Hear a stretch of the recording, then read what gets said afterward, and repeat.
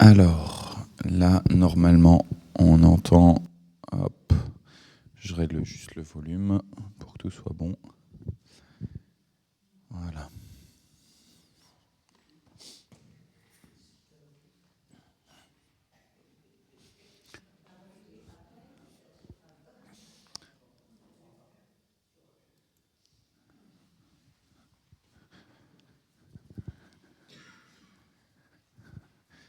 Christ est justice, il est le Messie, il est la lumière du monde, il est Seigneur, il est le chemin, la vérité et la vie, il est saint, il est la parole, il est amour, il est alpha oméga, et puis il est fils de Dieu, mais tu vois, le Fils de Dieu est descendu des cieux pour venir sur la terre, et de la même manière que cette bulle. En tout cas, béni soit-il, notre Seigneur Jésus-Christ qui nous a donné la vie à nouveau ce matin, qui nous permet de venir dans ce temple pour nous retrouver et puis pour le retrouver lui, pour entendre ce qu'il a à dire, ce qu'il a eu à dire à ses apôtres et à tous ceux qu'il a côtoyés. Aujourd'hui, c'est Matthieu 21 avec l'entrée triomphale à Jérusalem. Et justement, il est descendu des cieux et en fait, il est venu dans cette ville de la paix avec les acclamations. Et en fait, ces mêmes foules qui l'acclament, elles vont crier « Crucifie-le, crucifie-le, crucifie-le ». Et il va tomber de la même manière que cette bulle jusqu'à être enseveli. Alors oui, béni soit-il celui qui a parlé, qui a agi il y a 2000 ans, qui a parlé, qui a agi pendant toutes ces années jusqu'à nous aujourd'hui. Béni soit-il notre Seigneur qui veut nous parler vraiment aujourd'hui. Il est la parole, il y a marqué là, et sa parole, elle est encore pour aujourd'hui, présentement. Seigneur, nous te bénissons, nous t'acclamons. Merci de faire de nous un corps dont tu es la tête. Merci Seigneur Jésus de nous donner cette possibilité d'œuvrer dans ce monde sous ta direction, sous tes préceptes, sous tes commandements. Seigneur, trop souvent, il y a du combat entre nous et en nous. Trop souvent, on cherche à séparer, à se diviser de toi. On se dit, bon, la tête, elle est sympa, elle est jolie, mais finalement, au quotidien, on est comme des membres qui vivons séparément d'avec la tête et les uns des autres, Seigneur. Alors oui, nous te bénissons que ce matin, à nouveau, tu nous réunis dans ton temple pour être unis à toi.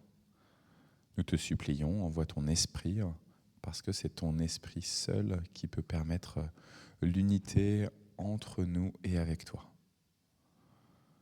Tu es saint, tes projets sont saints, tes projets pour ce monde sont saints, tes projets pour tes créatures sont saints. Oui, tu es saint et ta grâce est immense. Amen. Monsieur Jean-Pierre qui est rétabli, qui est à nouveau avec nous, c'est une grâce que tu sois avec nous. Tu veux bien commencer le psaume ?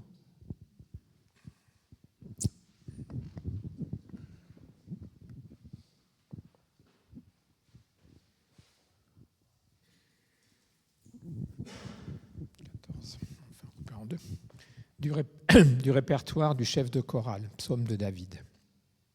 Seigneur, le roi se réjouit de ta puissance. Quand tu viens à son secours, quelle joie pour lui. Tu lui as donné ce qu'il désirait, tu n'as pas refusé ce qu'il te demandait. Tu viens au-devant de lui avec des bénédictions de bonheur. Tu poses sur sa tête une couronne d'or. Il te demandait la vie, tu la lui donnes. Tu la prolonges de longs jours pour toujours. Grâce à ton secours, sa gloire est immense. Tu le couvres de splendeur et de majesté. Tu fais de lui une bénédiction pour toujours. Tu le combles de joie par ta présence. Oui, le roi compte sur le Seigneur. Grâce à la bonté du Dieu très haut, il est inébranlable. Ô roi, tu sauras atteindre tes ennemis. Ta main ne manquera pas ceux qui te haïssent. Tu en feras un grand feu dès que tu apparaîtras. Oui, que le Seigneur, dans sa colère, n'en fasse qu'une bouchée et que le feu les dévore. débarrasseras la terre de leurs descendants et l'humanité de leur espèce. Ils cherchent à te nuire, ils intruguent contre toi, ils n'arriveront à rien. Tu tireras tes flèches contre eux, tu les mettras en fuite. Seigneur, montre ta grande puissance. Nous voulons chanter et célébrer tes exploits.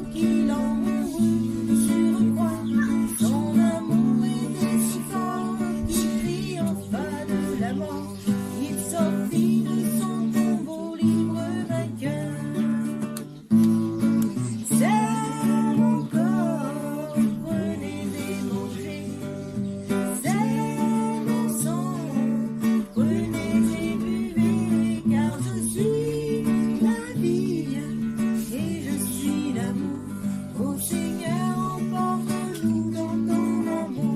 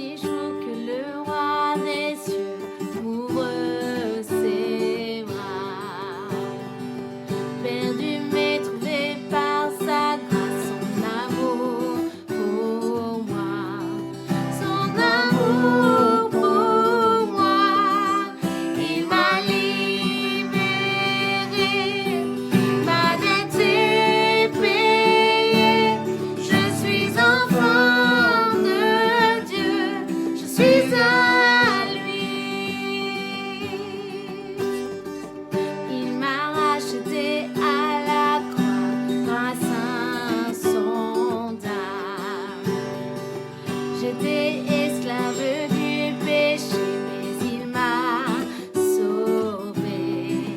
Jésus m'a sauvé, il m'a libéré, ma dette est payée. Je suis enfant de Dieu, je suis à lui, et dans sa maison j'ai trouvé ma place. Je suis enfant de Dieu, je suis à lui. Je suis choisi et affranchi. En toi je sais qui je suis. Tu es pour moi, pas contre moi. En toi je sais qui je suis. Je suis choisi et affranchi. En toi je sais qui je suis. Tu es pour moi, pas contre moi. En toi je sais qui je suis. En toi je sais qui je suis. Il m'a libéré, ma dette est payée.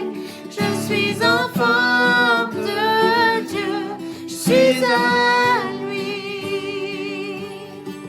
et dans sa maison j'ai trouvé ma place. Je suis enfant de Dieu, je suis à lui.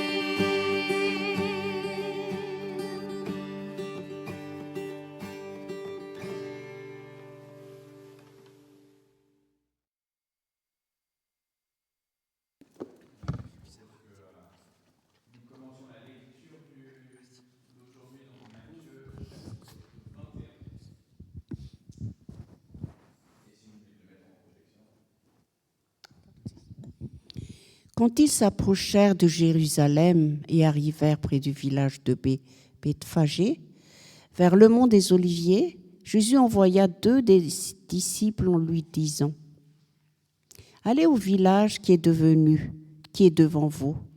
Vous y trouverez tout de suite une ânesse attachée et son ânon avec elle. Détachez-les et amenez-les moi. Si quelqu'un vous demande quelque chose, vous direz : le Seigneur en a besoin. Et aussitôt, on les laissera partir. Cela arriva enfin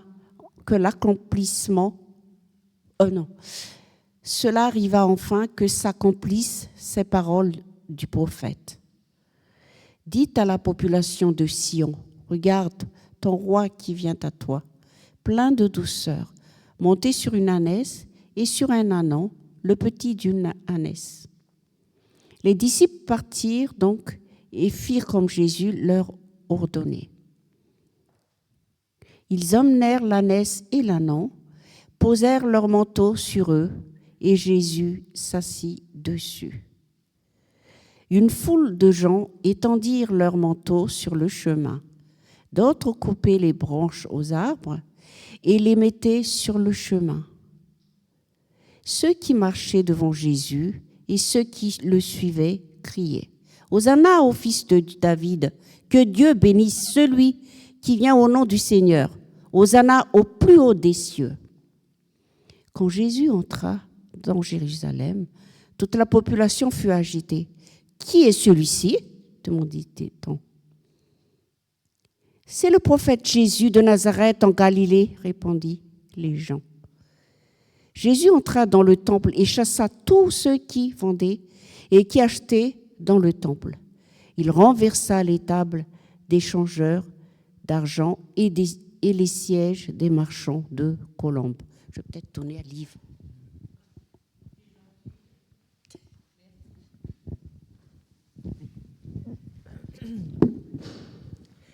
Puis il leur dit : les Écritures déclarent : ma maison sera une maison de prière, mais vous en faites une caverne de brigands.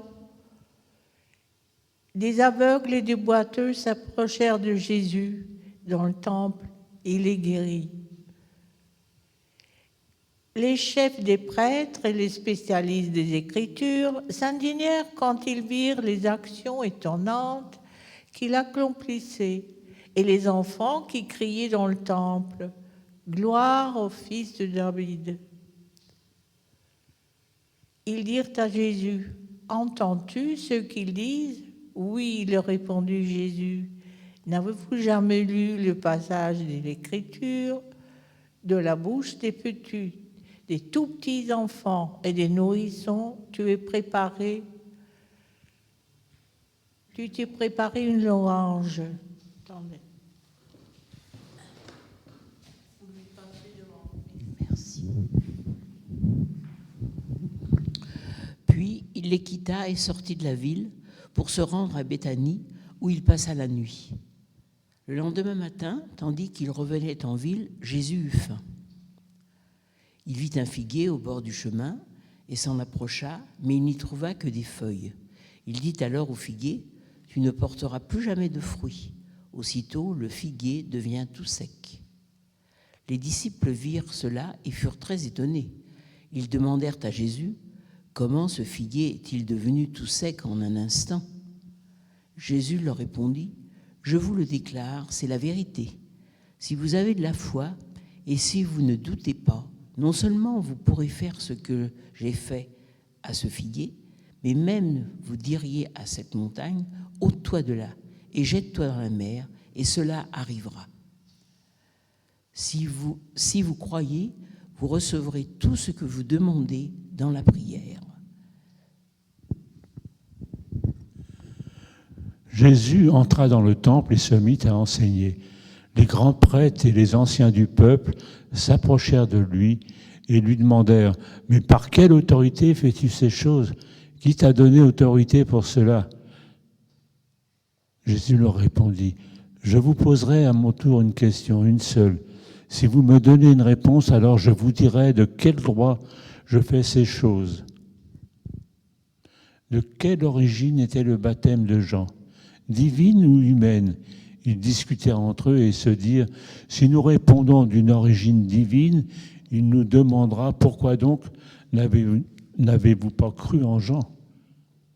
Mais si nous disons une origine humaine, nous avons à craindre la foule, car tous pensent que Jean était un prophète. » Alors ils répondirent à Jésus « Nous ne savons pas. » « Eh bien, répliqua-t-il, moi non plus. Je ne vous dis pas par quelle autorité je fais ces choses. » « Que pensez-vous de ceci ?» ajouta Jésus. Un homme avait 2 fils. Il s'adressa au premier et lui dit « Mon enfant, va travailler aujourd'hui dans la vigne. » « Non, je ne veux pas, répondit-il. Mais plus tard, il eut des remords et se rendit à la vigne. Le père adressa la même demande à l'autre. Celui-ci répondit « Oui, père, j'y vais », mais n'y alla pas. Lequel des 2 a fait la volonté de son père ? Le premier, répondirent-ils. Jésus leur dit alors « Je vous le déclare, c'est la vérité. Les collecteurs d'impôts, les prostituées vous précèdent dans le règne de Dieu. » Car Jean le Baptiste est venu à vous en vous montrant le juste chemin et vous ne l'avez pas cru. Mais les collecteurs d'impôts et les prostituées l'ont cru. Et même après avoir vu cela, vous n'avez pas eu de remords pour finalement croire en lui. Écoutez une autre parabole. Il y avait un propriétaire qui planta une vigne. Il l'entoura d'une clôture, il creusa un pressoir à raisins et bâtit une tour de garde. Ensuite, il loua la vigne à des vignerons et partit en voyage. Quand vint le moment de récolter le raisin, il envoya ses serviteurs vers les vignerons pour recevoir sa récolte. Mais les vignerons saisirent ses serviteurs, battirent l'un, assassinèrent l'autre et tuèrent un 3e à coups de pierre. Le propriétaire envoya d'autres serviteurs, en plus grand nombre que la première fois, mais les vignerons les traitèrent de la même façon. Finalement, il leur envoya son fils en pensant « Ils respecteront mon fils ». Mais quand les vignerons virent le fils, ils se dirent entre eux « Voici l'héritier, allons, tuons-le et nous aurons son héritage ». Ils le saisirent donc, le jetèrent hors de la vigne et le tuèrent. Quand le propriétaire de la vigne viendra, que fera-t-il à ces vignerons ? Demanda Jésus. Ils lui répondirent, il mettra à mort sans pitié ces criminels et louera la vigne à d'autres vignerons qui lui remettront la récolte au moment voulu. Puis Jésus leur dit, N'avez-vous jamais lu ce que déclare l'Écriture ? La pierre que les bâtisseurs ont rejetée est devenue la pierre d'angle. C'est le Seigneur qui a fait cela, et c'est une chose admirable à nos yeux. C'est pourquoi, ajouta Jésus, je vous le déclare, le règne de Dieu vous sera enlevé pour être confié à un peuple qui en produira les fruits. Celui qui tombera sur cette pierre s'y brisera, et si la pierre tombe sur quelqu'un, elle le réduira en poussière. Les chefs des prêtres et les pharisiens entendirent les paraboles de Jésus et comprirent qu'il parlait d'eux. Ils cherchèrent alors un moyen de l'arrêter, mais ils eurent peur de la foule qui considérait Jésus comme un prophète.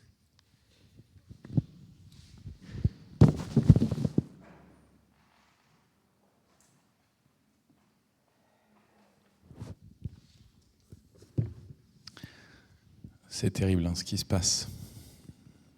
Dans ce chapitre 21, la condamnation à la fois du figuier, qui pourtant était là, c'était pas la saison, c'est normal qu'ils ne produisent pas du fruit. En tout cas, ça nous semble logique dans notre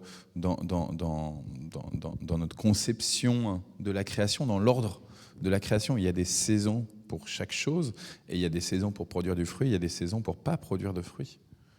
Et pourtant, Christ, il décide de maudire ce figuier, et ce figuier devient tout mort, tout rabougri. Il est complètement desséché, nous dit le texte biblique, et évidemment, face à ce figuier que Jésus a maudit, où il a prononcé une condamnation, où il a prononcé un jugement, on a de la même manière un jugement qui est posé sur tous ceux qui n'ont pas accepté de le recevoir, que ce soit dans le temple de Jérusalem, que ce soit dans les échanges ici ou là. Il y a quelques éléments de réflexion qui me sont venus moi à la lecture, mais aujourd'hui je voulais en fait vous partager des méditations qui ont été écrites par d'autres, mais voilà, juste des petits éléments. En tout cas, un petit élément qui m'a frappé dans la lecture, c'est que Jésus, quand il va au temple de Jérusalem, il renverse les tables. Ça, on est habitué.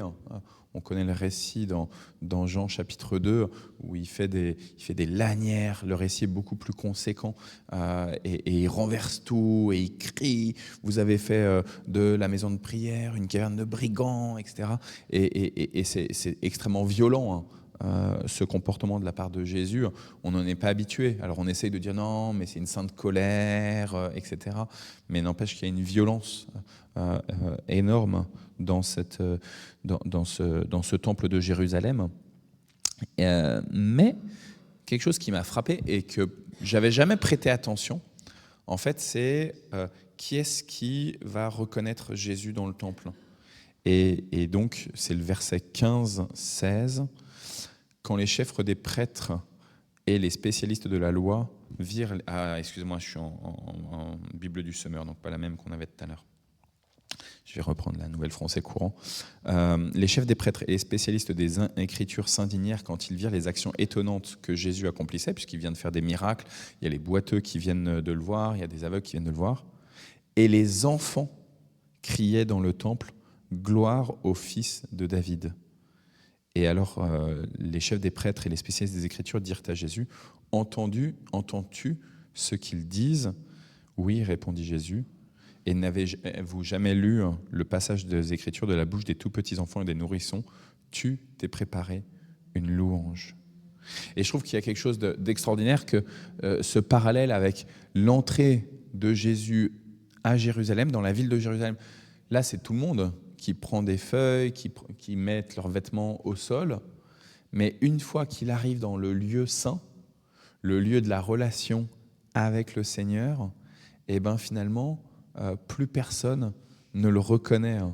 Comme si là, d'un seul coup, il était arrivé à un lieu où on est obligé de se positionner et de dire « Oula, là il en est de ma question de la relation avec la transcendance, avec Dieu, et donc il en est de ma vie éternelle. » Donc je suis prêt à suivre Jésus quand il fait des miracles, quand il donne des enseignements sur le sermon sur la montagne, quand il nourrit des foules avec 5 pains et 2 poissons, etc. Mais là, il entre dans un lieu qui m'oblige beaucoup plus à me positionner. Je peux plus faire n'importe quoi. Je peux plus juste dire c'est un petit gars sympa. C'est un prophète un peu sympa. Voilà, bon, il est charpentier, mais il est sympa. Je suis obligé de me dire, là, en fait, il est en train d'ouvrir une brèche entre le monde céleste, c'est le lieu du temple, entre le monde céleste et nous. Le fait que Jésus entre dans le temple de Jérusalem, ça vient ici signifier que désormais, et c'est ce qui va se passer au moment de sa mort, le voile du temple va se déchirer. Cette entrée de Jésus, c'est comme s'il dit maintenant, je m'approprie bien les lieux et je viens vous révéler qui je suis pleinement. Pendant longtemps, et quand on disait que Jésus était le Messie, pendant longtemps que les gens disaient « Ah, mais toi, t'es ci, t'es ça, etc. » et que c'était positif et que ça venait signifier qu'il était loin de Dieu, eh ben, il demandait aux gens de se taire. Mais là, en entrant dans le temple de Jérusalem, il vient signifier quelle est sa mission. Il ne va pas dans le palais d'Hérode, là. Il ne va pas dire « je prends possession des palais présidentiels ou des châteaux ». Il dit « je viens prendre possession ou reprendre possession au nom de mon Père de cet endroit-là, et donc je viens signifier que, d'une part, je viens signifier à tout le monde que toute la relation que j'ai avec mon Père, mais aussi que les cieux viennent s'ouvrir maintenant pleinement sur la terre. Ça ne va plus être simplement le grand prêtre qui, une fois par an, aura le droit de rentrer dans le lieu très saint. Alors Jésus ne rentre pas dans le lieu très saint, mais en fait, il n'en a même pas besoin. Il rentre dans le temple de Jérusalem et il est lui-même, il est le lieu très saint. Et s'il était resté dans le temple de Jérusalem et qu'il était mort dans le temple de Jérusalem, en fait, ça n'aurait rien changé sur notre religiosité. On aurait continué à aller faire des sacrifices dans le temple de Jérusalem de la même manière qu'avant. Sauf que Jésus, il va sortir. Et ceux qui vont le reconnaître, et c'est ce que je vous disais, moi, qui m'a beaucoup interpellé là, dans cette lecture, sur lequel je n'avais jamais vraiment prêté attention. Pourtant, cet évangile selon Matthieu, je l'ai lu et relu.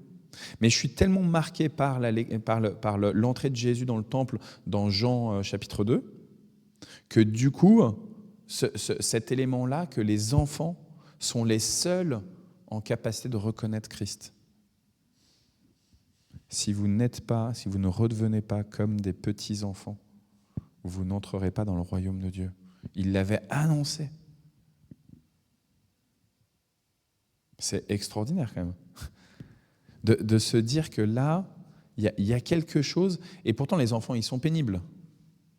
On le voit bien avec ce qui est raconté un peu plus tard. Quant aux enfants, on dit à l'un « fais ceci », il nous dit « non », et à l'autre, on lui dit « fais cela », il nous dit « oui, mais il ne le fait pas ». Il n'y a pas que les enfants, tu as raison. Mais encore hier, tu vois, je demande à un de mes enfants « tiens, tu vas mettre la table ?» et il me dit « je finis ma page ». Il est en train de lire une BD. « Je finis ma page ». Et d'un seul coup, j'entends la page qui se tourne et il continue de lire, en fait.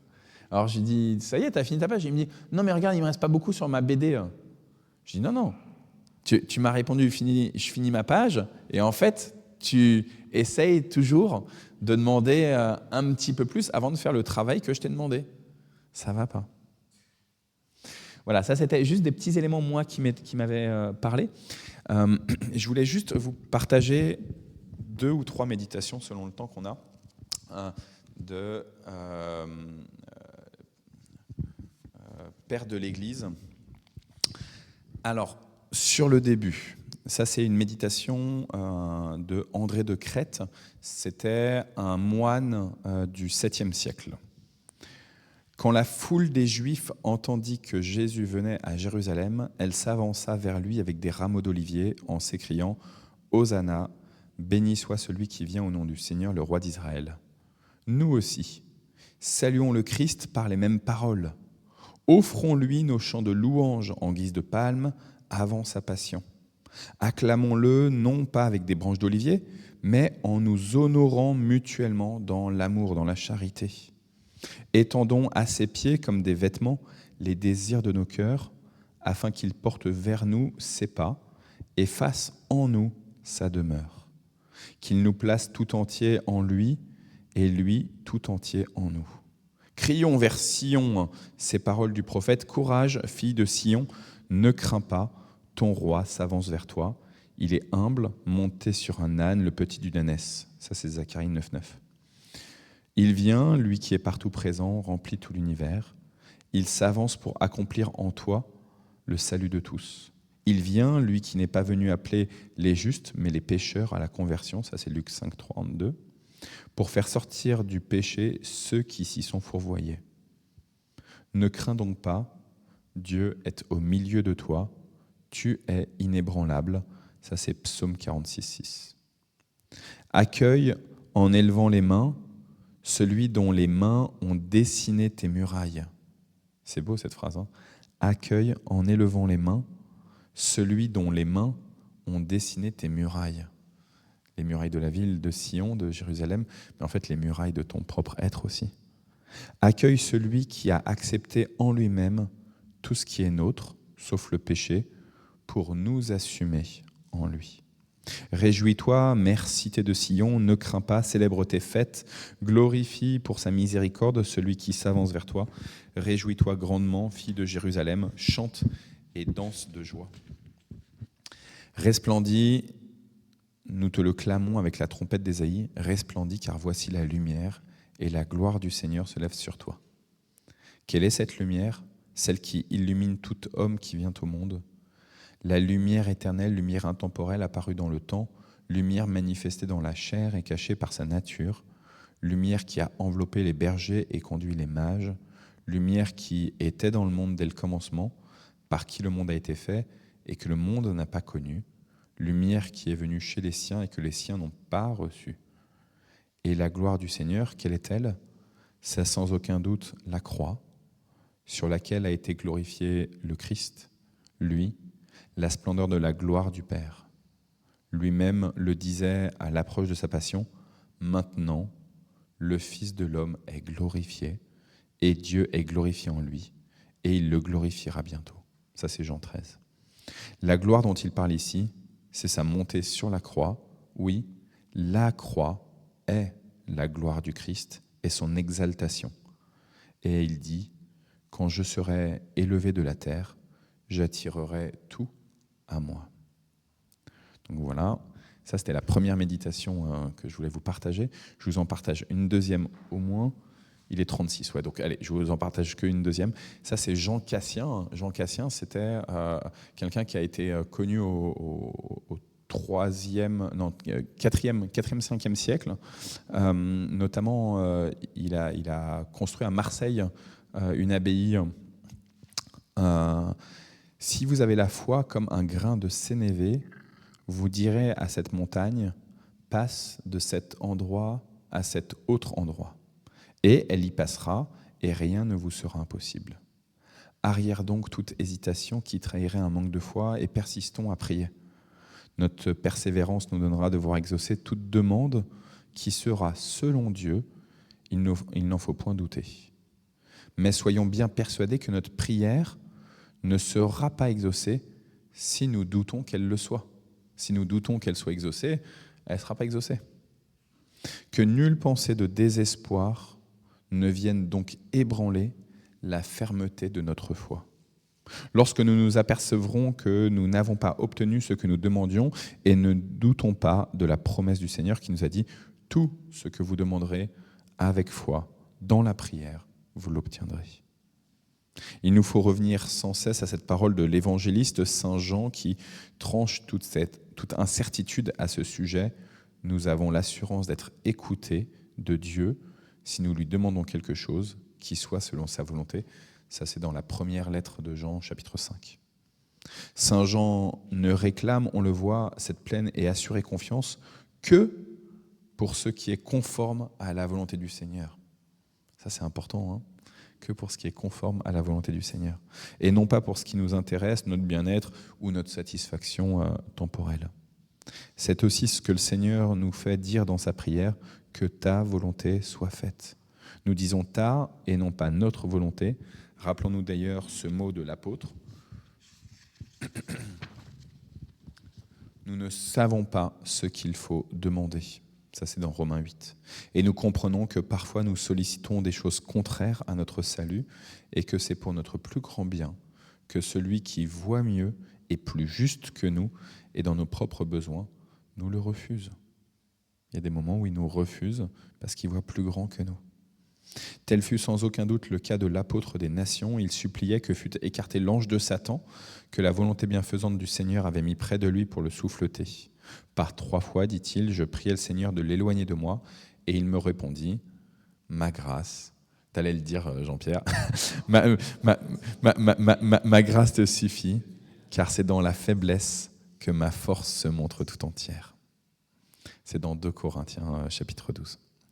Telle aussi est la pensée que notre Seigneur exprimait dans son humanité, afin de nous donner en cela, comme pour le reste, un modèle à imiter lorsqu'il disait « Père, s'il est possible que cette coupe passe loin de moi, cependant qu'il en soit non comme je veux, mais comme tu veux. » Ça, c'est Matthieu 26.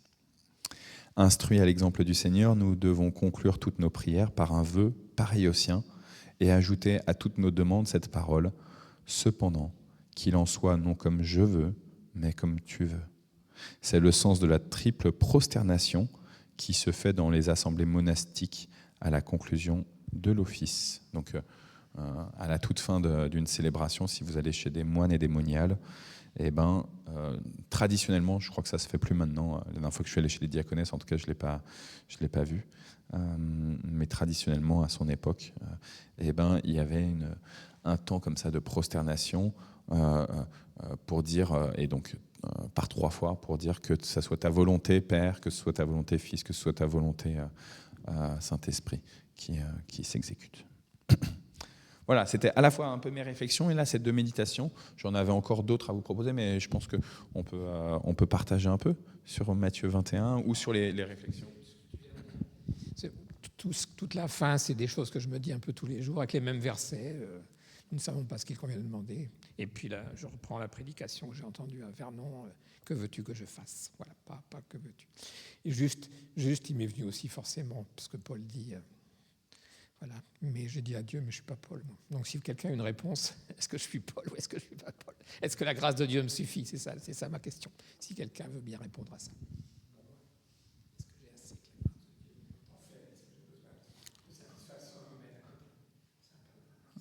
Ouais. Je pense qu'on est un peu tous dans ce combat, avec, c'est-à-dire qu'à la fois notre Adam, notre Ève, est vraiment mort le jour où on a confessé Christ et où on en a reçu le baptême, le signe visible. En même temps, dans notre quotidien, malheureusement, le vieil Adam, il revient souvent et avec ses propres désirs. Donc, et même, tu vois, moi qui écoute un certain nombre ou lis un certain nombre de livres de développement personnel, je pense qu'on est à fond dans les histoires de développement personnel sur mon nombrilisme, mes besoins, mes envies, tu vois. Là, j'écoutais tout à l'heure en marchant un podcast sur un voyage dans mon être intérieur, etc., tu vois. Et tout ça, c'est des histoires de développement personnel et qui sont très à la mode, en fait. Et à la fois, moi, je pense que c'est important d'apprendre à se connaître, mais en fait, la difficulté, c'est que notre nous-mêmes, en fait, il est juste pourri, quoi. et que en fait, la foi chrétienne, elle vient nous dire, apprends à te connaître pour découvrir l'état de ton péché et l'état qui fait que tu as besoin du Sauveur, quoi. Ce que ne fait évidemment pas le développement personnel d'aujourd'hui. Mais il y a il y a une vraie aspiration de nos contemporains à dire quel est mon sens de ma vie, celui que je vais me donner, etc.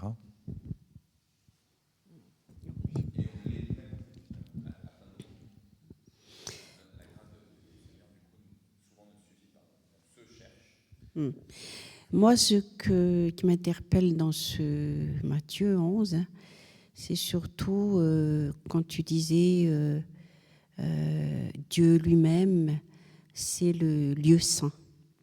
Donc, je me remets en question. On dit toujours que ton royaume vienne. Donc ça veut dire Jésus. Hein.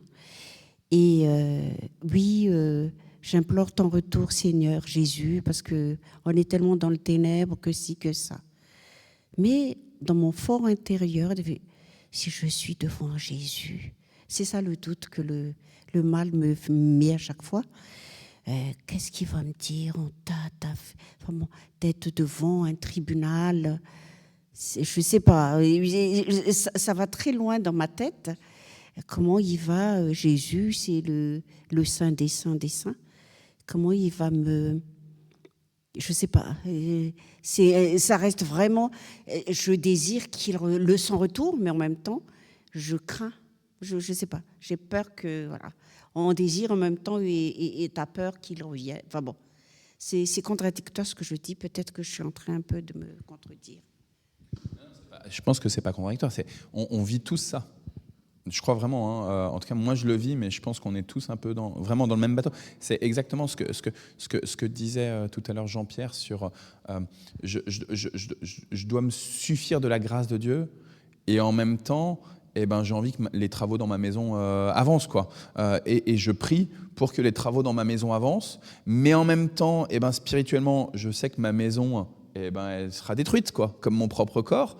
Et tu vois, moi cette semaine, on s'est fait cambrioler, hein, et on s'est fait voler 2 vélos électriques. Tu vois, sur le coup, on n'était quand même pas très contents. Hein. Parce que c'est du matériel, parce que voilà, et parce que c'est utile en fait, parce que c'est des choses qu'on utilise, tu vois. Maintenant, en fait, après coup, on se dit bon, finalement, c'est que du matériel, c'est pas catastrophique. Et puis finalement, même notre propre corps, en fait, le jour où on va mourir, c'est que du matériel. Bien sûr qu'il y a des relations avec les uns avec les autres, tu vois, mais c'est pas cata. Donc ça, c'était pour reprendre un petit peu ce que Jean-Pierre disait. Ce que toi, tu dis, c'est comment est-ce que je vais me positionner devant le siège du Très-Haut. En fait, il me semble que la Bible, elle essaye, et le Nouveau Testament et Jésus, essaye de nous dire « arrête de te croire suffisant ». C'est-à-dire que humainement, tu vas agir consciemment ou inconsciemment pour te sauver. Par exemple, pour te nourrir. Je vais travailler pour pouvoir acheter ma nourriture et je vais faire ma nourriture et je me sauve ma journée parce que j'ai travaillé. Mais sauf que Jésus essaye sans cesse de nous dire c'est Dieu qui te sauve, c'est Dieu qui te sauve, c'est Dieu qui te sauve. Par toi-même, tu fais que des bêtises. À ton encontre, mais aussi à l'encontre des autres. J'avais une pensée là mardi en discutant avec des amis du Temple sur la question des voyages en avion. Hein. Et où on disait avec ses amis, et je leur disais, et ses amis, ils aiment bien voyager, et je leur disais, moi je trouve ça extraordinaire d'aller voyager, de découvrir des cultures, de découvrir des histoires, de découvrir des monuments, des bâtiments, etc. C'est quand même extraordinaire tout ça. Sauf qu'en fait, il y a quelque chose de très égoïste et de très destructeur pour la planète, pour la génération actuelle et pour les générations suivantes. Et donc, à la fois, tu vois, on s'épanouit nous-mêmes et en même temps, on détruit tout. Et donc, on parlait de comment on essaie de se donner bonne conscience, de se dire, ouais, mais par exemple, il y en a, les grands patrons, eux, ils font pire que nous, donc voilà, tu vois. Et donc, puisque les autres, ils font pire que nous, bon, allez, moi, c'est pas trop grave, tu vois. Et donc, on parlait de tout ça.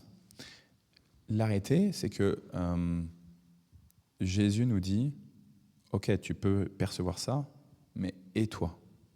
Qu'est-ce que dans ta vie, en conscience, tu peux regarder où en fait tu as plus détruit ma création, tu as détruit ce que j'ai mis autour de toi, tu t'es détruit toi-même.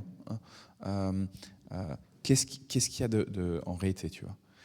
Et je trouve que, tu vois, là, ce que tu disais sur la question de la culpabilité qu'on peut avoir, en fait, Jésus nous incite à l'avoir, cette culpabilité, mais pas juste à la garder pour nous-mêmes, pour nous flageller, mais pour dire, hop, je te la confie. Je suis pécheur, en fait, je ne mérite pas de vivre. Le jour de ton tribunal, en fait, ce serait normal, juste, que j'aille en enfer. Et pourtant, eh ben, je sais que tu as donné ta vie justement pour moi, pour le pécheur que je suis. Et en fait, si tu veux, le tribunal pour le grand jugement, moi je crois qu'il y sera vraiment. Il y aura un tribunal, il y aura Jésus qui va juger. Et exactement comme dans Matthieu 21, je veux dire, il tranche, quoi. Il dit au figuier, tu n'auras plus de figues, et point final, et tu meurs. Il dit à ces clercs là, qui pensent qu'ils ont tout compris de Dieu, qui maîtrisent Dieu, etc. Il dit, mais vous allez mourir, quoi. Parce qu'en fait, c'est la question de l'attitude de comment est-ce que j'ai un cœur de repenti, tu vois. Comment est-ce que j'accepte que je dysfonctionne. Je dysfonctionne tout le temps. Là, je vous donne un exemple.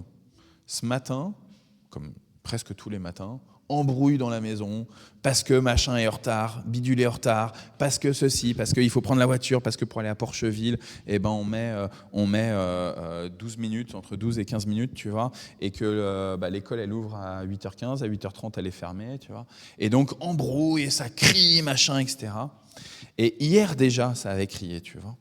Et en fait, hier, et encore à nouveau ce matin, tu as des gens qui passent dans la rue, et qui s'arrêtent et qui regardent, tu vois, qui se mettent au portail et qui regardent, et qui se disent, qu'est-ce qui se passe là, tu vois ? Qu'est-ce qui se passe là, tu vois ? Est-ce qu'il n'y a pas, tu vois, on entend tellement de faits divers, est-ce que là, il n'y a pas un enfant qui est en train de se faire tuer, tu vois ? Un enfant qui est en train de se faire tuer. Tu as entendu là, l'histoire de la jeune fille qui n'a pas été nourrie par sa mère, etc., et qui est morte toute squelettique. Et donc on en entend tellement, tu vois, on se dit, bah voilà, c'est là. Et donc dans la voiture, tu vois, on était avec Isabelle, tu vois, et on continue, tu vois, on engueule les enfants en disant c'est pas possible, cela, machin, gna, gna, ou un enfant en particulier, c'est pas possible, gna, gna, gna. Et puis après, tu vois, sur le trajet, on dit mais vous avez vu là, il y a des personnes hier et aujourd'hui qui s'arrêtent. Ici, nous, on est la famille pastorale. Il y a le temple à côté. Vous pensez qu'elle est où la lumière du monde là ? Vous pensez qu'elle est où la lumière du monde, tu vois ? Tu vois, François et nous, tu vois, moi je pense à Paul sur le choix des bergers et qui doivent tenir leur famille, tu vois. Donc je me dis, aïe, aïe, aïe, aïe, aïe. Mais, bah ouais, mauvais que nous sommes en fait, mauvais que nous sommes. Mais la question c'est, tu vois, quel est notre positionnement face à Dieu et même face aux humains ? Parce que là, tu vois, tu as des gens qui passent, tu vois. Est-ce que je vais venir et je vais faire les gros bras devant ceux qui s'arrêtent ? Ou est-ce que je vais dire, oh là là, je suis désolé, je suis dépassé, machin, tu vois. Quelle est mon attitude ? Est-ce que, tu vois, j'essaye avec mon orgueil de dire, non, mais c'est bon, j'ai le droit à la vie éternelle, j'ai fait assez de bien, j'ai donné assez de temps à l'église, j'ai assez prêché, j'ai assez passé le balai. Je fais ça exprès parce que vu que cet après-midi, il y a le ménage. J'ai assez passé le balai, machin, j'ai assez donné d'argent. En fait, non. Je n'ai jamais assez parce que sur la balance de la justice, mes défaillances, elles sont trop nombreuses. Et elles seront toujours trop nombreuses. Ma grâce seule te suffit dans la vie présente, mais aussi dans la vie à venir. Sans la grâce de Dieu, on est juste bon à aller en prison. Et ce serait normal, en fait. Ce serait normal qu'on aille en prison.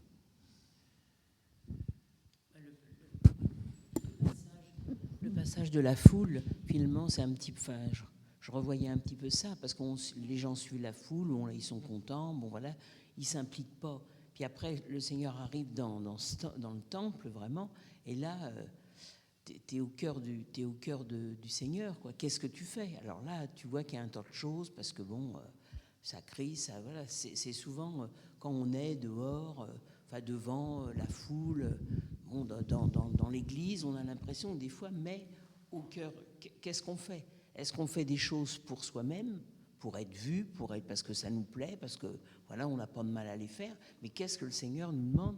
Et là, on se retrouve face au Seigneur, Et là, c'est comme Anta disait, on peut avoir des culpabilités qu'il ne faut pas avoir, parce qu'on n'est pas saint, on n'est pas encore, mais surtout le reconnaître, quoi, de dire Seigneur, voilà, et avoir toujours en vue un peu cette remise en question de ce qui ne va pas, parce que le Seigneur, il n'est pas là pour nous condamner, mais il est là pour nous condamner de ce qui ne va pas, pour pouvoir que lui nous améliore. Si on reste comme ça et qu'on dit bah oui, c'est mon caractère, j'y arriverai pas, c'est ça qui est pas bon, quoi. On peut pécher, on peut s'éloigner de lui par différentes façons.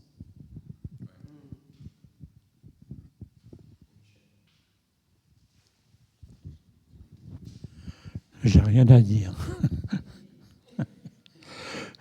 Non, mais dans ce passage, moi, comment? Ça, je vais laisser un petit peu. En fait, tu as une voix qui porte beaucoup. Ah.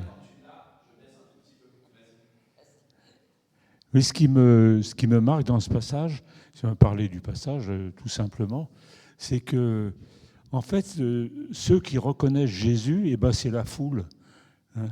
C'est la foule qui est au bord de la route, qui est même au bord du temple. Hein, qui... Ce ne sont pas les spécialistes de Dieu. Comment? Ce ne sont pas les spécialistes de Dieu. Oui, voilà.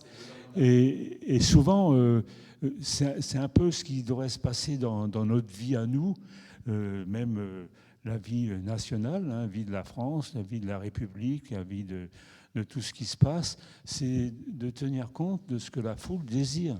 Hein.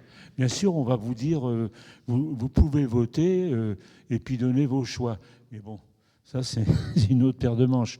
Mais là, dans le passage de Matthieu 21, c'est vraiment ce qui m'a frappé, c'est ça, c'est que la foule est là. La foule accueille Jésus. Elle l'accueille comme un prophète, hein, ils le reconnaissent. Hein, chose qui est pour les autorités, c'était quelque chose d'impossible. Hein, voilà. Oui, mais c'est la même foule qui a crié crucifie-le, crucifie-le. Le problème de la foule, c'est qu'elle est versatile, la foule. La foule, elle va vers ceux qui crient fort, elle va vers ceux qui brillent. Donc, prendre l'avis de la foule, moi, je ne suis pas d'accord. Mais faites ce que vous voulez. Alors, en fait, moi, tu vois, ce qui me venait, c'est le fait que Jésus, il entre dans Jérusalem et en fait, il ne dit rien. Et la foule, en fait, on parle de révélation naturelle. Rousseau a été le héros de la révélation naturelle, de dire en fait quand tu contemples la nature, eh ben, tu ne peux que imaginer qu'il y a un Dieu, en fait. Enfin, en tout cas, qu'il y a une puissance supérieure créatrice. Et donc, du coup, toutes les créatures et tous les peuples de partout, ils ont une idée de Dieu juste à cause de leur environnement, à cause de la terre, à cause des étoiles, à cause de tout ça. Ils ne savent pas qui est le Dieu qu'ils adorent, mais ils reconnaissent une divinité transcendantale. Et donc, ils mettent leur foi et ils vont faire des essais, etc. Et tu vois, et Jésus, en fait, il rentre sur cet anon, il n'est pas obligé de parler pour qu'on le reconnaisse. Par contre, l'humain, il est manipulateur. Et la parole, qui pourtant est une parole de vie, qui est vraiment un don de Dieu, qui est Dieu, Dieu est parole, le Satan, qui a aussi parlé à Ève et à Adam, il manipule, tu vois, il utilise cette parole, don de Dieu, pour faire en sorte qu'on devienne des stratèges, par exemple, qu'on aille vers là où on veut aller. Et en fait, tout ce qui va se passer à Jérusalem, ça va être justement la parole des autorités ecclésiales, du temple, synagogal, et ça va être toute cette manipulation de la part de la parole des humains qui va faire que la foule va être retournée. Et en fait, je pense que, tu vois, tu parlais d'élection, la difficulté, c'est qu'en fait, on est avec quels que soient les partis politiques, hein. En fait, on a des gens qui manipulent. Leur but, il est quoi? Il est d'être élu, d'avoir le pouvoir, tu vois. Et donc, si un jour, ils doivent dire « je suis pour l'euthanasie » et puis le lendemain, ils doivent dire « je suis contre l'euthanasie », bah, je veux dire, c'est des choses qui sont fréquentes, quoi. Et pour n'importe quel dossier, malheureusement, tu vois, ils écoutent, etc. Donc je pense qu'il faut les bénir. Il faut même encourager qu'il y ait des gens qui osent prendre des responsabilités dans le monde pour que ça aille le moins mal possible. Mais toujours est-il qu'ils feront toujours du mal, parce que c'est des humains.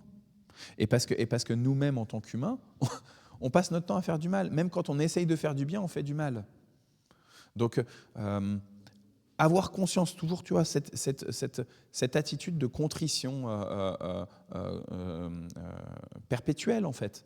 Tu vois, de dire, OK, je vais choisir des gens qui vont avoir une autorité dans ce monde, mais ce monde ne reconnaît pas Dieu, et il ne reconnaîtra pas Dieu jusqu'à son extermination. En tout cas, il y aura des gens qui seront inconvertis, il y aura des gens qui vont se convertir, donc il faut continuer d'évangéliser, mais il y aura des inconvertis, et ils seront de plus en plus nombreux,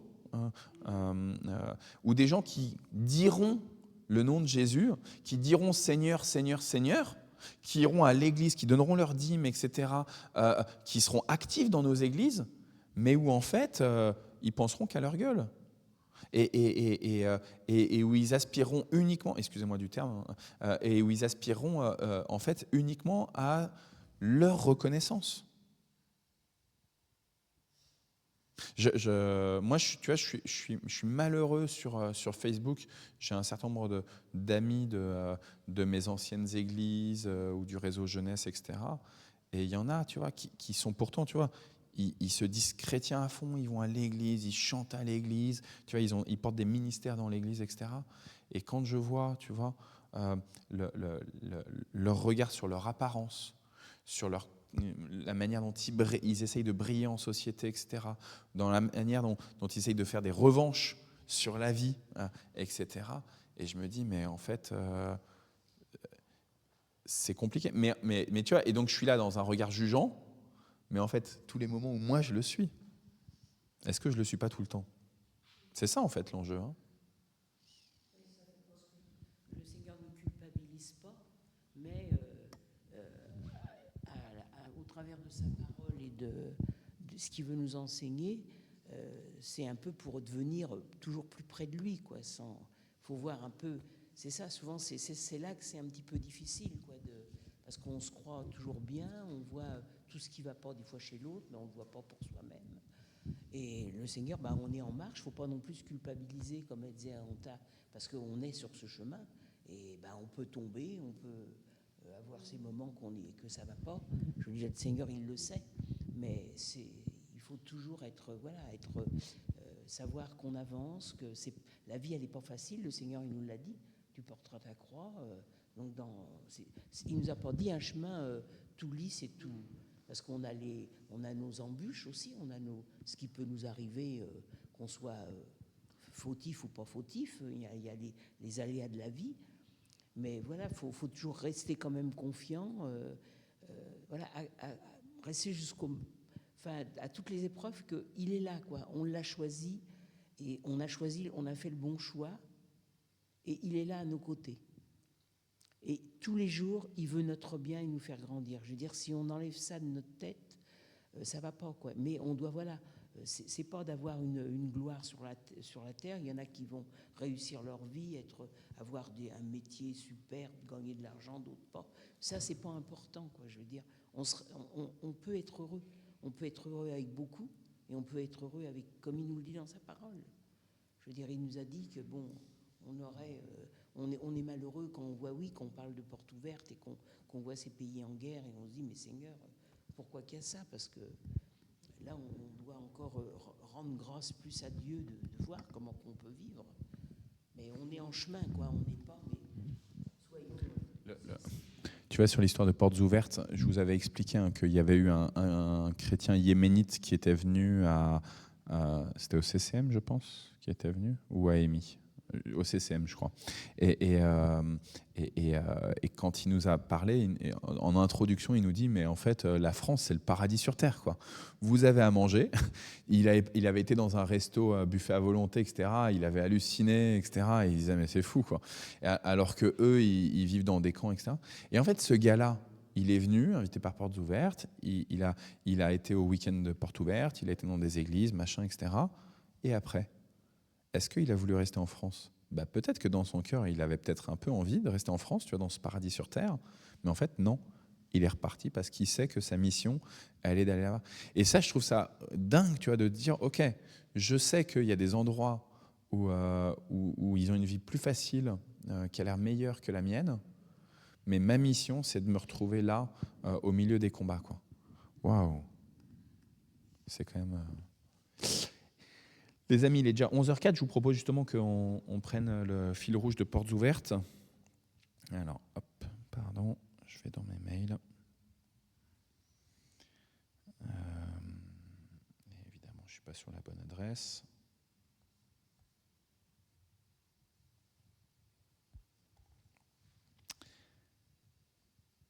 Alors, depuis 2 ans maintenant, il y a la grande campagne pour l'Afrique, avec une campagne de prière qui s'appelle Afrique unie contre la violence.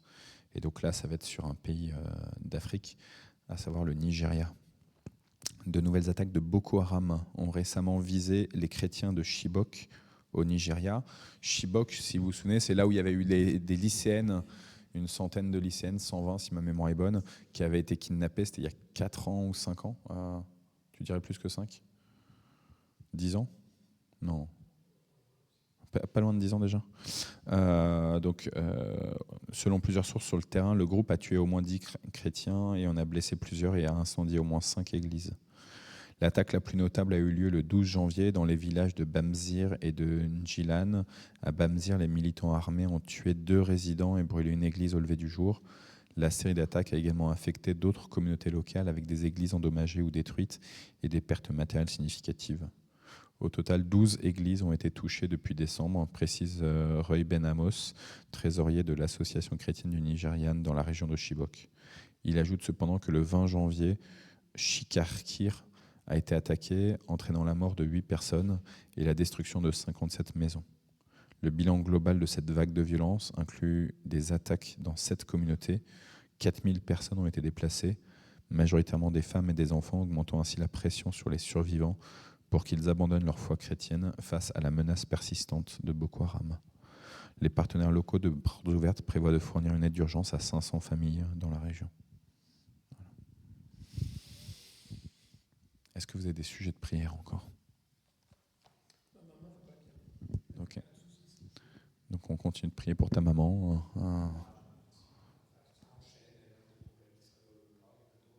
Elle se lève un peu ou pas ?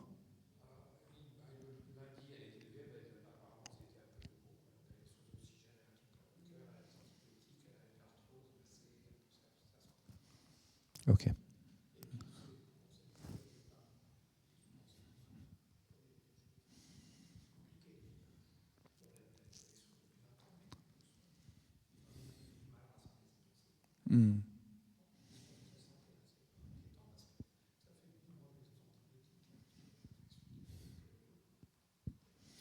Donc on continue de prier pour ta maman.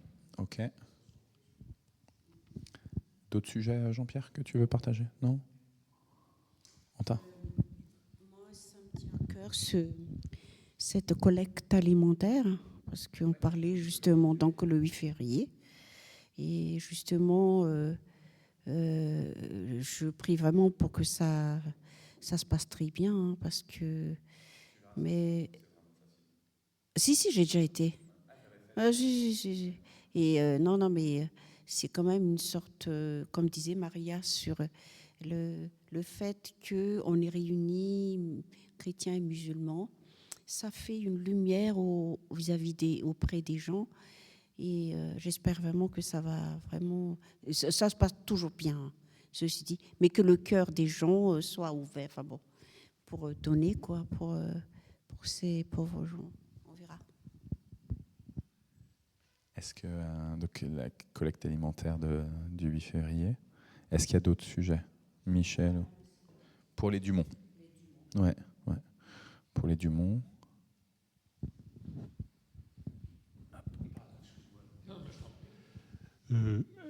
Moi, il y a toujours quelque chose qui me préoccupe et Et je pense qu'on peut toujours prier pour ça, nous et puis même l'Église, hein. C'est sur l'unité familiale. Et moi, j'essaye de me servir de WhatsApp pour arriver à créer des liens un peu plus forts, surtout avec certains, surtout un de nos enfants qui est quand même un petit peu éloigné. Et là, aujourd'hui, franchement, aujourd'hui, c'était l'anniversaire de Muriel, notre fille aînée. Et tous les enfants, les petits-enfants, à l'exception de quelques-uns, ont souhaité bon anniversaire à Muriel. Et elle est remontée, hein. Elle est revenue du Sud. Hein. Oui, oui. Et un de nos petits-fils, justement, qui est avec notre fils qui est un peu difficile, eh bien, c'est la première fois qu'il se manifeste et qu'il a dit bon anniversaire, Tata Mumu. Ça m'a fait plaisir. C'est vrai, hein, c'est un sujet de joie, de reconnaissance, quoi, voilà. Elle est du 30 janvier. Est-ce que tu avais d'autres sujets aussi? Votre anniversaire de mariage, c'était hier? Oh, bon anniversaire de mariage! Oh! Waouh! Ouais, il faut vraiment. On en avait parlé, hein, mais il faut vraiment qu'on organise quelque chose. Hein. Ok. Je vous propose qu'on prie. Comme on a fait ces dernières fois, on se donne le micro et puis du coup, Jean-Pierre, je te laisse à nouveau commencer. Tu avais commencé avec les psaumes. Seigneur, merci pour ces paroles que nous avons entendues. Merci pour ta bonté, ta fidélité, ton amour. Est-ce que ta grâce me suffit? Évidemment qu'elle devrait être suffisante pour chacun d'entre nous, mais surtout, elle se renouvelle tous les jours, comme ce livre que j'ai beaucoup aimé. Ta grâce, on en a besoin tous les matins, toute la journée, tous les soirs. Sans ta grâce, nous ne sommes rien du tout, nous ne pouvons rien faire. Tu l'as dit toi-même, sans moi, vous ne pouvez rien faire, Seigneur. Alors donne-nous cette force d'âme de nous appuyer sur toi. C'est la chose la plus compliquée et difficile pour un chrétien. C'est de ne pas s'écouter, de ne pas faire attention à soi-même et de te faire confiance à toi, le seul vrai Dieu, le Dieu véritable. Voilà, je te prie pour les chrétiens nigérians, Seigneur, qui souffrent énormément depuis des années avec voilà, c'est très très compliqué. C'est un énorme pays qui est majoritairement musulman et c'est très dur pour nos frères et sœurs qui sont là-bas, comme le Cameroun à côté. Enfin, il y a plusieurs pays qui sont touchés par cette violence des extrémistes islamistes. Alors je te supplie pour ton peuple qui se trouve au Nigeria, afin que tu les protèges, que tu donnes aux autorités l'envie aussi de ne pas laisser faire les islamistes et de protéger les chrétiens qui sont là-bas. Bénis ton peuple au Nigeria et dans le monde entier. Que ton nom soit béni, Seigneur. Amen. Oui, Seigneur, avec toutes ces persécutions des chrétiens, merci encore de nous permettre de nous réunir encore aujourd'hui avec les frères et sœurs. Et on parle justement de l'union de tout le monde dans la famille, au niveau de l'Église. Ça me tient à cœur vraiment pour la collecte alimentaire et qu'on soit vraiment une lumière autour de nous. Hein. L'union, ça c'est l'union des chrétiens et musulmans. Ça parle aussi d'union de l'Église, même dans notre paroisse, Seigneur. On est unis pour les joies, le deuil, pour les maladies. On prie les uns les autres quand ils sont malades. On prie quand ils ont des problèmes. On prie quand ils perdent un proche, quand ils sont endeuillés. Et dans notre famille, propre famille, Seigneur, oui aussi, on prie pour eux et c'est toujours l'union qui manque parfois et je le sens même si j'ai que 2 enfants. Et fortifie ces unions entre églises, entre chrétiens, musulmans, dans la famille, partout, Seigneur. C'est très important, l'union, parce que c'est vrai que l'union fait la force, comme on dit, mais la force, si tu n'es pas au milieu, ça ne sert à rien. Aussi, Seigneur, sois au milieu de nous et comme on dit dans la réunion de prière à chaque fois, unissons ensemble nos prières. Donc l'union fait vraiment la force. Si toi, tu es au milieu de nous, Seigneur, merci. Et justement, je parle particulièrement, je pense à ceux qui sont malades. C'est ça l'union, en fait. Et ceux qui sont malades, la mère de Jean-Pierre, Seigneur, c'est vrai qu'on dit que, voilà, elle est âgée ou quoi, mais c'est toi qui décides, comme on dit. On voudrait que, mais c'est toi qui décides. Je prie aussi pour Alain, pour les Dumont. Alain qui a ce problème de genou. Seigneur, pose ta main, garde ta main posée sur ses genoux. Et il voudrait vraiment aller au temple, mais il ne peut pas. Donc, je prie aussi pour Lydie qui a un problème des yeux, hein, avec son diabète. Je prie pour Nicole, donne-lui la force physique et morale parce qu'elle est très, très épuisée, Nicole, Seigneur. Et je prie pour tous les autres malades que je n'ai pas cités. Et je prie aussi pour ceux qui sont ici. Je prie aussi pour Liv, qui est toujours là malgré qu'elle est malade, qu'elle soit souffrante, elle est toujours là, Seigneur. Et bénis-la et soit toujours intervient sur ce qui lui arrive, sur sa maladie et autre chose, qu'elle ne le dit pas, et comme tout le monde. Donc, béni sois-tu tout simplement pour ton amour, pour ton écoute et pour ta patience. Merci, Seigneur, d'être de ton amour incommensurable pour nous. Au nom de Jésus, amen.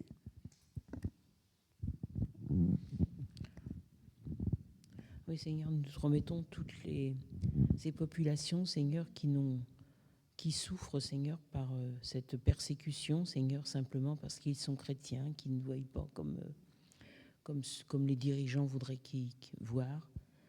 Alors, Seigneur, nous te les recommandons, Seigneur. Nous savons que tu es avec eux, que tu es là, mais nous n'imaginons pas toujours comment toute cette difficulté, Seigneur.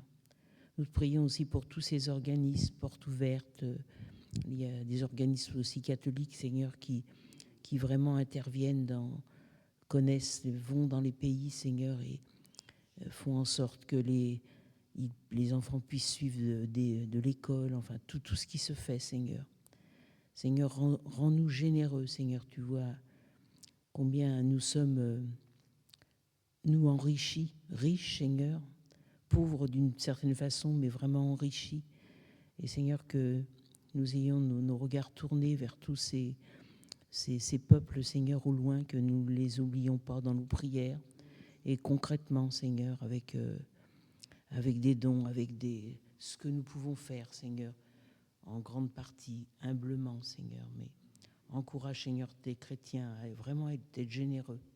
C'est ce que tu nous demandes, Seigneur, d'aimer notre prochain, Seigneur, notre voisin, nos familles. Nous prions pour, nos familles, que nous puissions, même dans les cas, dans des difficultés, que nous puissions être ce reflet d'amour, Seigneur, qui n'est pas toujours facile à mettre en place, Seigneur, mais tu nous le demandes. Et nous n'avons pas, nous, la force, mais avec la tienne, Seigneur, nous ferons de grandes choses. Alors, Seigneur, sois avec chacun, Seigneur. Merci, Seigneur, de la joie que nous pouvons avoir de t'appartenir. Merci, Seigneur, parce que tu es notre trésor. Merci pour tous tes bienfaits. Amen. Oui, Seigneur, je veux te remercier encore par rapport à ce que j'ai dit tout à l'heure. Cette unité familiale. Alors, je t'exprime ma reconnaissance. C'est vrai que pour certains, ça peut paraître une petite chose, mais à mes yeux, moi, c'est une grande chose. Ces victoires qui arrivent, c'est toi qui l'as construit, Seigneur. C'est pas moi, hein. Mais je sais que tout ce que nous avons, tout ce que nous possédons et tout ce que tu nous donnes jour après jour, eh bien voilà, ça vient de ta grâce, Seigneur. Alors merci, mon Dieu. Merci tout simplement pour tes bienfaits. Amen.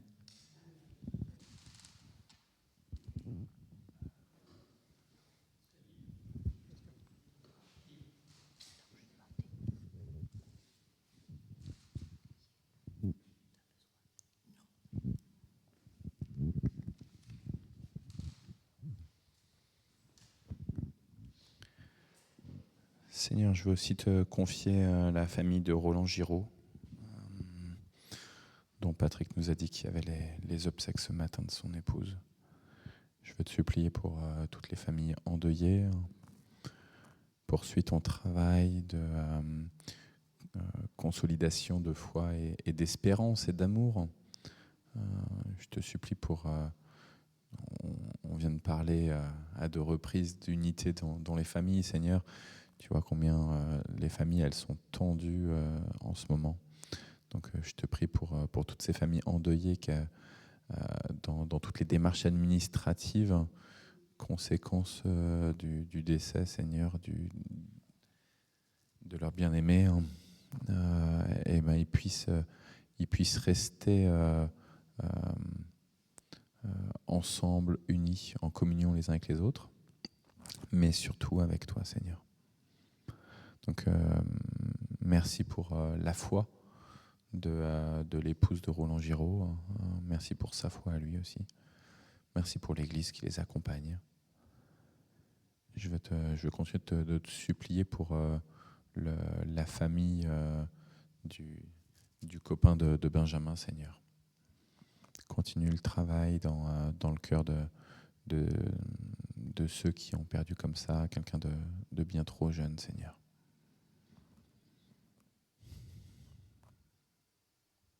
Et puis, Seigneur, je veux te prier aussi pour notre ville de Mantes-la-Jolie et le territoire du Mantois, Seigneur. Et puis, allez, soyons fous, Seigneur, s'il te plaît. Je te prie pour aussi le territoire de Vernon. Merci de ce que Jean-Pierre soit avec nous, Seigneur. Et que ça étende comme ça notre supplication pour ces territoires où tu nous as placés. Nous te prions, Seigneur, que ton royaume il continue de croître dans ces lieux-là, Seigneur. Alors nous savons qu'il y a des guerres et des bruits de guerre et que ça va venir de plus en plus. Mais dans ces guerres et ces bruits de guerre, Seigneur, nous te prions pour la conversion du plus grand nombre, s'il te plaît. Permets que dans le cœur de nombre de nos concitoyens, Seigneur, il puisse y avoir l'accueil de ta présence, l'accueil de ta grâce, la reconnaissance à la fois de leurs propres méfaits, mais aussi de toute ton action.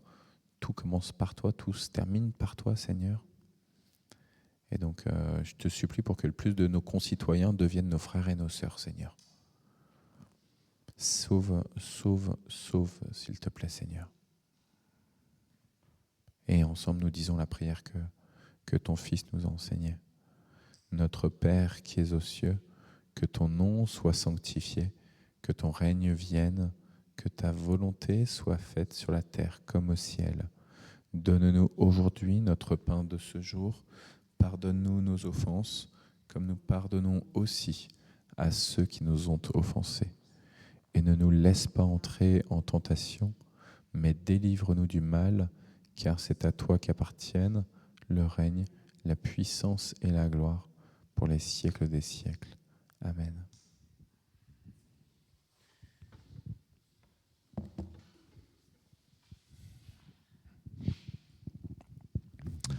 Qui est ce roi de gloire? C'est le Christ. Et il vient dans cette ville de Jérusalem, mais surtout, il veut venir dans vos cœurs, alors qu'en vous, oui, tout soit disponible pour l'accueillir, ce roi de gloire. Et comme on l'a entendu tout à l'heure dans la méditation, ce roi de gloire qui a connu sa gloire sur la croix pour votre salut. Que vous puissiez être des porteurs de cette bonne nouvelle, que tout est vraiment accompli pour le salut par cette croix du Christ, pour laquelle nous ne pouvons rien, si ce n'est que de dire Amen. Soyez bénis. Bon jeudi aux frères et aux sœurs aussi qui sont connectés.